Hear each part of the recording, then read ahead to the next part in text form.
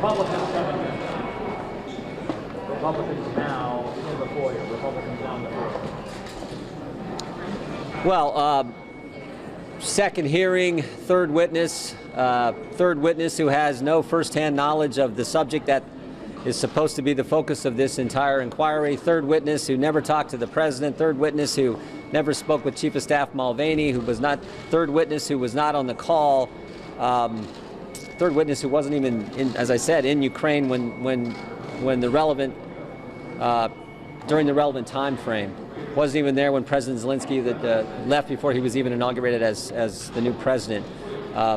So again, 4 facts, I say this every time, but it's the truth. 4 facts have never changed, will never change. We got the call transcript. There was no conditionality or linkage on the call between an investigation and security assistance. We have the 2 individuals on the call who both said that there was no pressure, no linkage. We know that the Ukrainians didn't even know aid was withheld or on hold at the time of the call.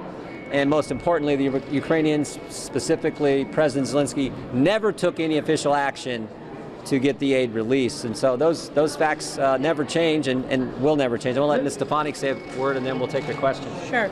So this was day 2 of an abject failure of Adam Schiff and his regime of secrecy. As we saw today, he is making up the rules as he goes. He did not let Republicans put forth any unanimous consents. He did not let us control our own time, Republican members' time. I think I was interrupted about 6 times throughout the hearing. So this is just more of the ridiculous abuse of power that we're seeing from Adam Schiff. I think one of the most important facts that came across today, Ambassador Yovanovitch testified that the president can appoint ambassadors at will.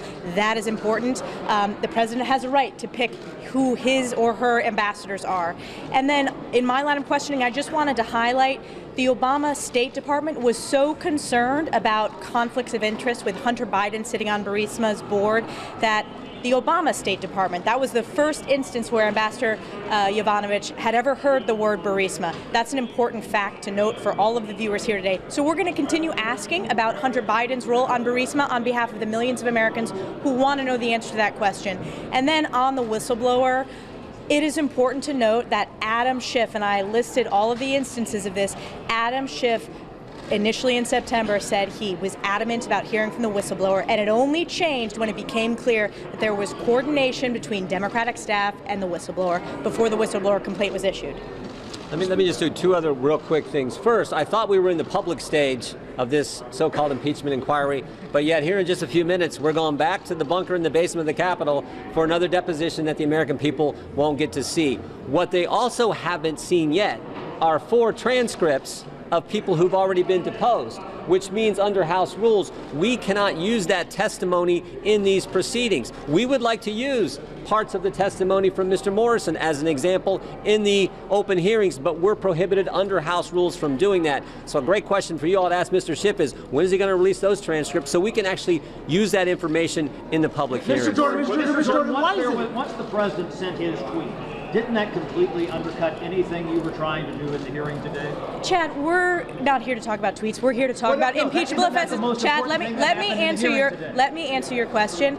These hearings are not about tweets. They are about impeachment of the President of the United States. This is a constitutional matter. You can disagree or dislike the tweet, but we are here to talk about impeachment, and nothing in that room today and nothing in that room earlier this week, nothing rises to the level of impeachable offenses. This is wishful political thinking by the Democrats. This is not the first or last tweet that they're going to complain about, but we are talking about impeachment, and there is not a single fact that is impeachable in terms of this president. Was that tweet intimidating? Would you consider it intimidating? No, the witness was able to answer questions. As you saw, the only people that were limited from asking questions were Republican members because we were muzzled by Adam Schiff. So, Congresswoman, you agree with the tweet? Earlier today you said you didn't agree with it. I said I disagree with the tone of the tweet.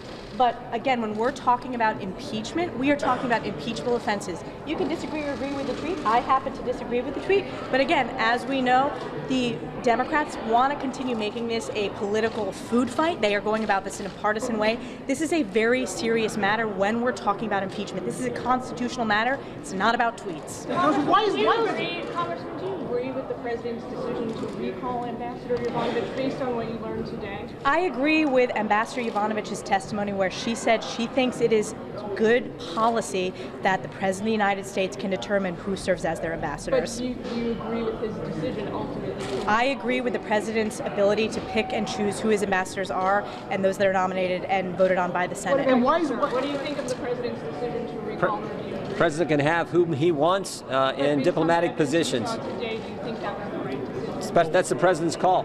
Yeah, but what we do have is we have what President Zelensky, we have a new administration in Ukraine that didn't have the same confidence in this ambassador. And so isn't it appropriate with all the Foreign Service diplomats we have to put someone in with a new regime in the Ukraine that can actually work on the president's behalf or on behalf of the American people? Why is it appropriate for the president to tap his personal attorney, Rudy Giuliani, to mount what she testified to was a smear campaign against her? Why is that okay?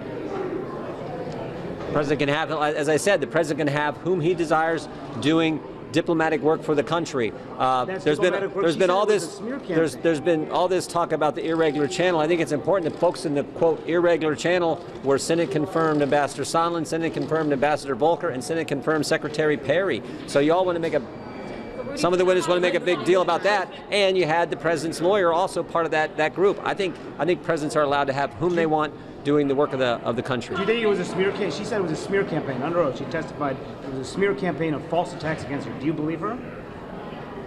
Again, Congressman, Democrats say that the president is intimidating the witness. Is it appropriate for the president to be attacking a witness while she is testifying? I think. Well, I don't know that it's. Excuse me. I don't know that it was an attack on the witness. It was really a characterization of her resume. And when you look at this, you guys want him to go in with no attorneys, no witnesses, no Twitter, no anything. You know, at some point you got to say, when is it going to be a fair process? And today was not a fair process in there. It's not going to be a fair process in the bunker that we're about to have to go to. And it was not a fair process when they muzzled the gentlewoman from New York over and over again. It's not fair. But it's fair to attack. It's fair to attack on policy on Mogadishu. Do you think it's a fair process for the Listen, witness? the second sentence of that tweet. For example, one example. Adam Schiff never brought this up. The second sentence of that tweet goes back to the July 25th call transcript. And in that, President Zelensky is saying to President Trump that he's concerned that Ambassador Yovanovitch is a, quote, bad ambassador, and that President Zelensky believed that Ambassador Yovanovitch had a loyalty to President Poroshenko. Now, Adam Schiff, when posing the question to Ambassador Yovanovitch to respond to the tweet, never even mentioned that, because this is what Adam Schiff does. When he had the acting director of national intelligence in front of the committee, in his opening statement, he made up a fictitious call transcript of July 25th, because the real one doesn't have the bribery that he wants to allege. So just like that make-believe, what he called parody, instead he created a parody version of the tweet, a partial rendition, where he left that out, and then asked Ambassador Yovanovitch to respond. I think it would have been more responsible if Adam Schiff wants to ask that question, to let Ambassador Yovanovitch read the entire tweet, to digest it, and then respond. And by the way, if you want to talk about what President Trump said to President Zelensky about Ambassador Yovanovitch, why would he cherry pick out, once again, he loves to withhold key facts, that's how he rolls. He withholds information, he outright lies, and he cherry picks leaks. In this case, he took a part of a tweet. So it was the entire approach to it, the fact that they never asked Ambassador Yovanovitch about what President Zelensky said about her, plus not providing her the full information in the tweet. That is how he rolls with all of this. Why is President Trump putting out information and fighting back? It's because Adam Schiff only wants the American public to have 3% of the information and connect dots that aren't actually connected to write the world's greatest parody. Why didn't you ask him? Donald Trump, well, I'm not on the House Intelligence Committee. I'm saying this right now. By the way, we have asked Ambassador Yovanovitch, and anyone out there can go back and read her deposition.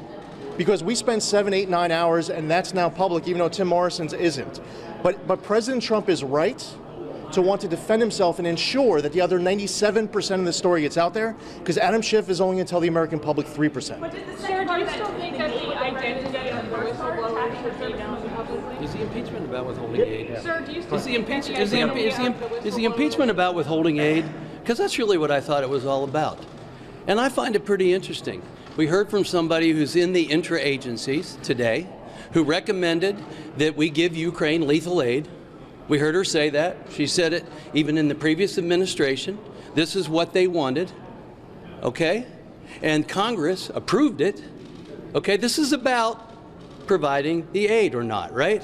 The previous administration, against the interagency, against Congress, denied Ukraine lethal aid. This president provided, and for this he's getting impeached. What about the previous president who denied the interagency and denied Congress? Thank you. Is there any way you guys can characterize this as a good day today for Republicans? You said this was an abject failure. I mean, This was an abject failure for Adam Schiff. Let me be But clear. it was An not abject a good failure day for for Adam Republicans? Schiff. Elise, was this tweet helpful then to making... I said I disagree. We're talking about impeachment, not about